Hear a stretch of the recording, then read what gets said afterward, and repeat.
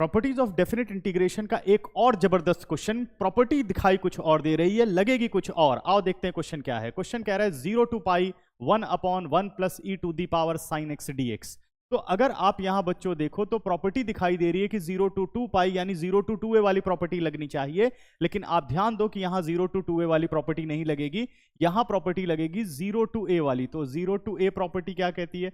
0 to a fx dx होता है 0 to a F A minus x d x. अब हम क्या करेंगे, हम अपने क्वेश्चन को इक्वेशन नंबर 1 मान लेते हैं और ये वाली प्रॉपर्टी यहां पर अप्लाई कर देते हैं। तो हमारा इंटीग्रेशन बन गया 0 to 2 pi 1/1 plus e to the power sine a minus x. A है हमारा 2 pi minus x d x. तो sine 2 pi minus theta quadrant हो गया बच्चों 4। Sine 2 pi minus theta quadrant हो गया 4 और फोर्थ क्वाड्रेंट में साइन होता है नेगेटिव, और आंसर आ गया हमारे पास e to the power minus sine x d x.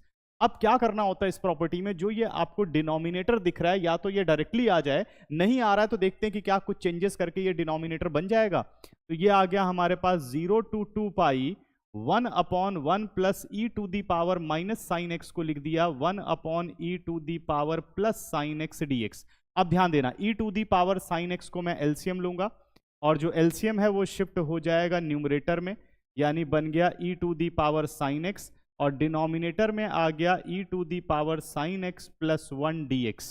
ठीक है ना। अब क्वेश्चन ये बन के आ गया है, जैसे ही डिनोमिनेटर सेम हो जाए आप ये समझ जाओ कि अब इन दोनों इक्वेशन को हमें ऐड करना है। ये हो गई हमारे पास इक्वेशन नंबर 2। अब हम इन दोनों को ऐड कर लेते हैं, equation number 1 plus equation number 2।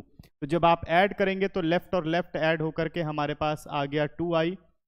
अब देखो दोनों के डिनोमिनेटर सेम हैं, तो हमारा क्वेश्चन बन गया e to the power sine x plus 1, और डिनोमिनेटर में भी आ गया e to the power sine x plus 1 dx, और लिमिट चली गई 0 to 2 पाई। लिमिट चली गई 0 to 2 पाई। अब ध्यान देना बच्चों, अब अगर आप देखो तो न्यूमरेटर और डिनोमिनेटर दोनों सेम हैं, कैंसिल आउट हो गया।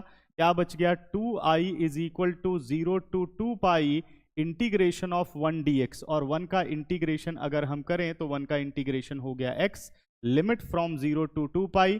Now answer is upper limit minus lower limit, यानी 2 पाई माइनस 0 हो गया 2 pi. 2 and 2 cancel out, i is equal to pi.